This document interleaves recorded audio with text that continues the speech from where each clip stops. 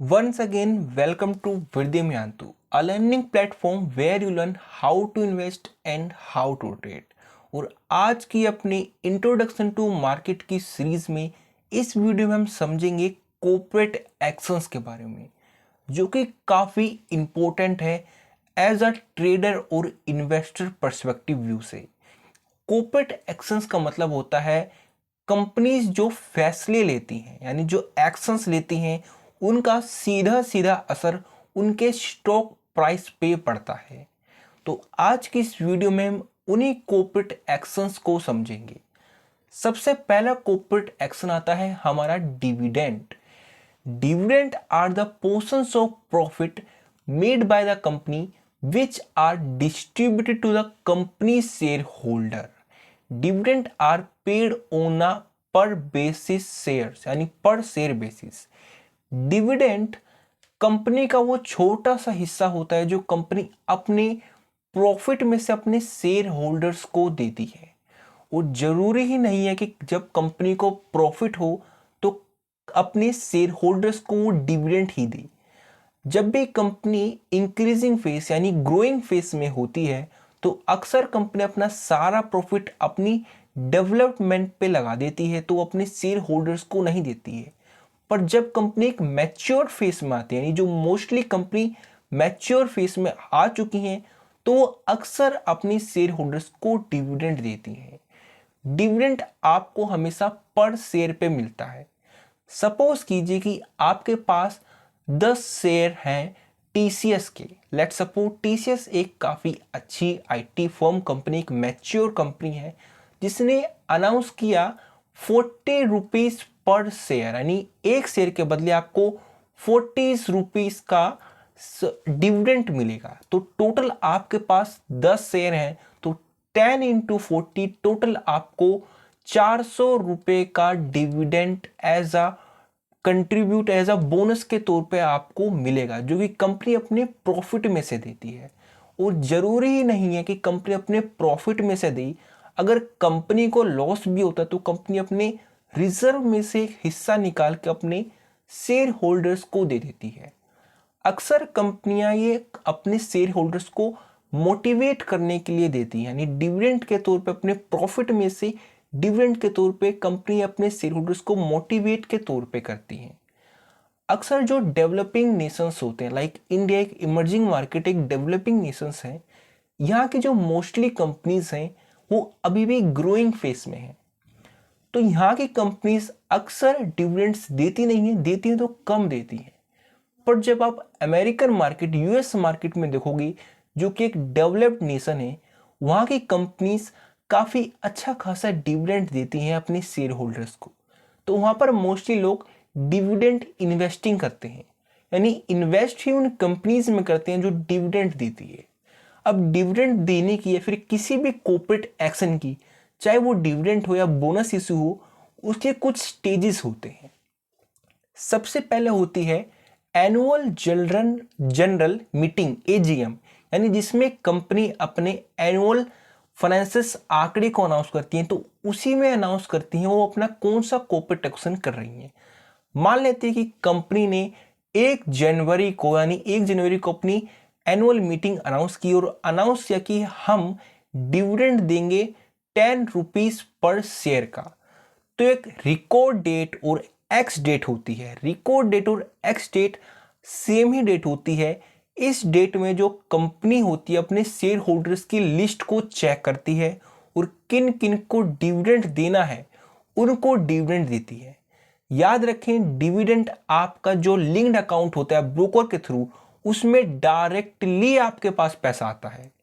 अगर आपको कोई ईमेल आए कि आपको कंपनी डिविडेंड दे रही है, अपने बैंक अकाउंट की डिटेल दे दीजिए, तो ऐसा मत कीजिए, फ्रॉड है। क्योंकि जो डिविडेंड होता है वो डायरेक्टली आपके बैंक अकाउंट में आता है। जो भी बैंक अकाउंट आपके अपने ब्रोकर, यानी ज़ीरोधा, अपस्टॉक, जो भी आप एप्लीकेशन यूज करते हो, उससे जो भी अकाउंट आपका लिंक है उसमें डायरेक्ट आएगा। अक्सर एक्स डेट और रिकॉर्ड डेट के बीच में 30 दिनों का अंतर होता है। यानी मान लीजिए 30 जनवरी को एक्स डेट है, तो अगर आपको इस कंपनी का डिविडेंड चाहिए तो आपको 30 जनवरी से पहले पहले इसका शेयर होल्डर बनना पड़ेगा।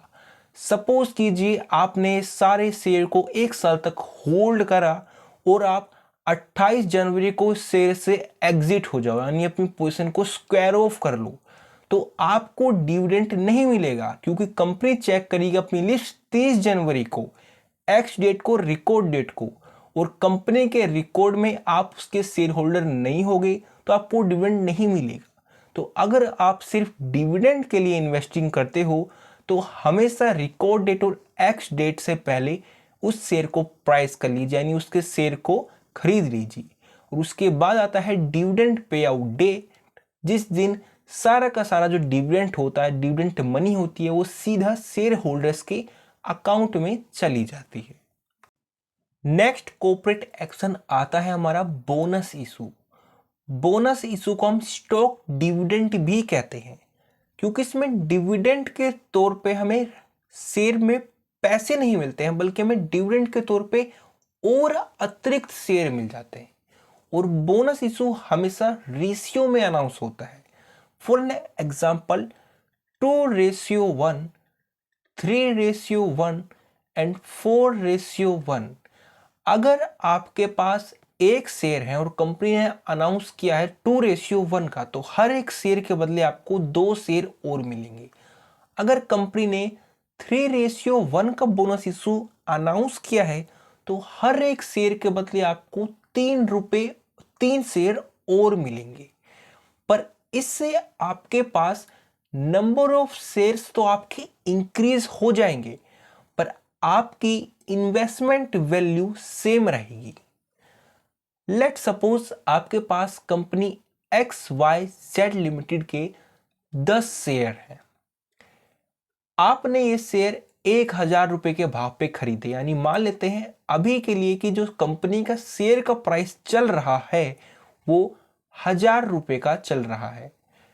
कंपनी ने बोनस इशू अनाउंस किया 3:1 का, यानी हर एक शेयर के बदले आपको 3 शेयर और मिलेंगे।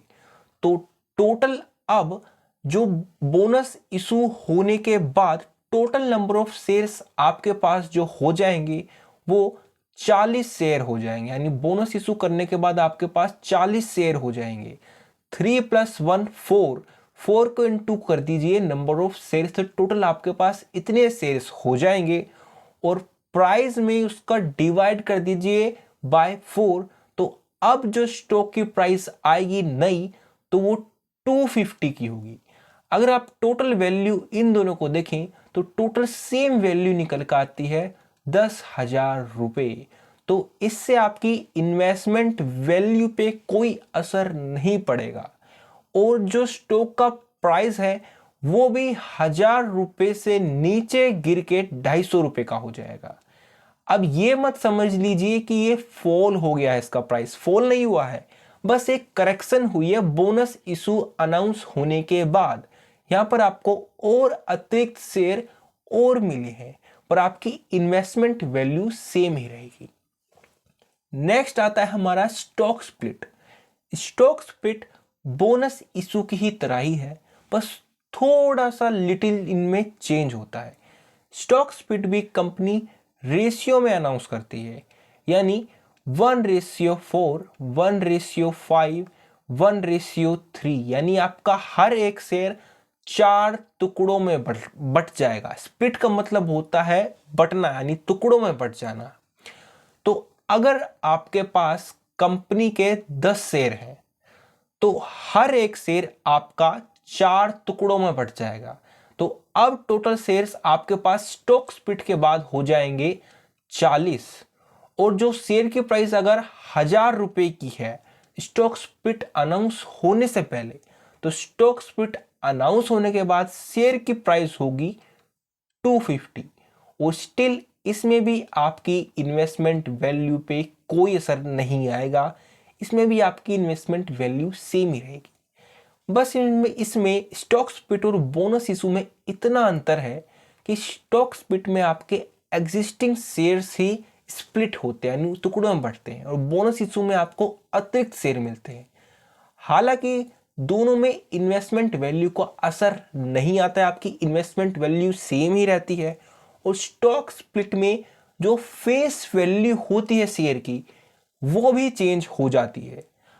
अगर शेयर की जो फेस वैल्यू है वो स्टॉक स्प्लिट होने से पहले 10 रुपए की थी, 10 रुपए पर शेयर की थी, तो स्टॉक स्प्लिट होने के बाद इसको डिवाइडेड बाय 4 कर दीजिए, ये हो जाएगी तकरीबन तकरीबन 4 टू ज़ा 8.5 2.5 के समथिंग समथिंग, तो 2.5 इसकी नई फेस वैल्यू हो जाएगी।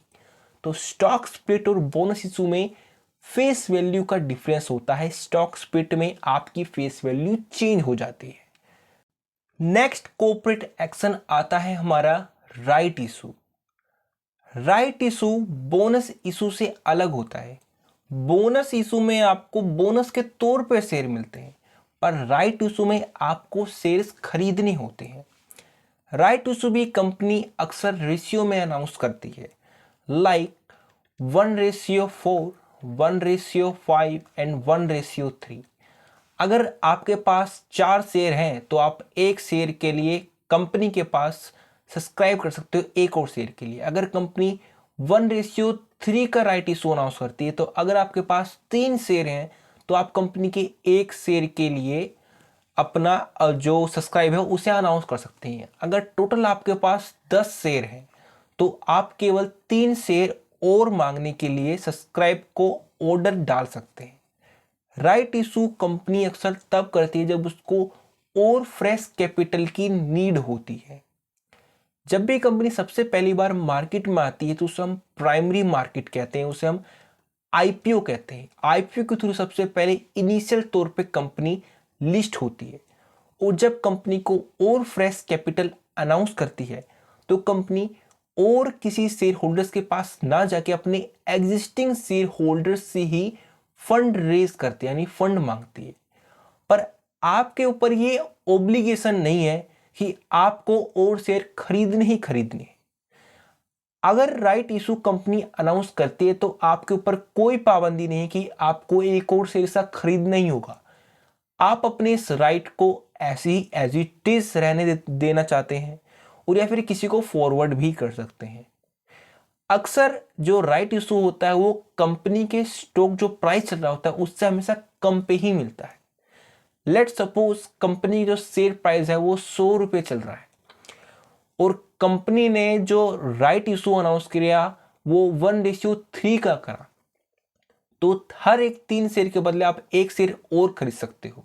तो जब आप एक शेयर और खरीदने के लिए ऑर्डर एग्जीक्यूट करते हो तो आपको कुछ डिस्काउंट रेट पे ये नया शेयर मिलता है।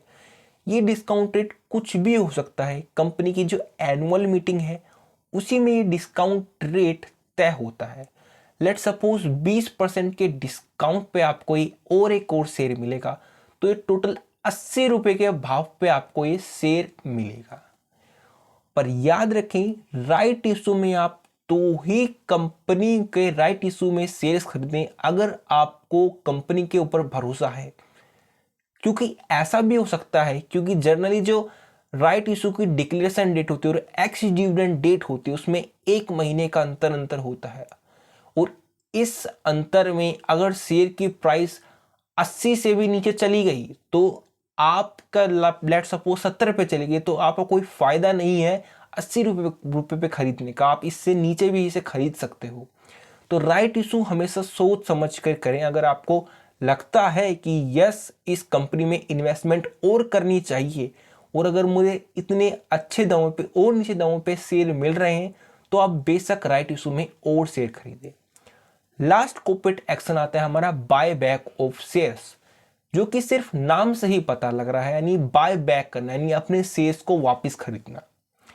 Let suppose TCS company buy back का जो अनाउंस करती है ये एक्शन, तो कंपनी ओपन मार्केट से यानी सेकेंडरी मार्केट स्टॉक एक्सचेंज से ही अपने शेयर्स को वापस से खरीदेगी, अपने शेयर्स में ही इन्वेस्ट करेगी, या फिर अपने ही आप में इन्वेस्ट करेगी और शेयर्स खरीदेगी। अगर कंपनी बाय बैक करती है तो इसका मतलब कंपनी के जो मैनेजमेंट है वो कॉन्फिडेंट है, और कंपनी ऐसा करने का एक और रीज़न ये भी हो सकता है कि कंपनी अपना स्टेक बढ़ाना चाहती है। जो कंपनी के प्रोमोटर्स हैं वो अपनी हिस्सेदारी बढ़ाना चाहते हैं ताकि कोई और इसे टेक ओवर ना कर सके। तो कुछ इंपॉर्टेंट यही कॉर्पोरेट एक्शन थी।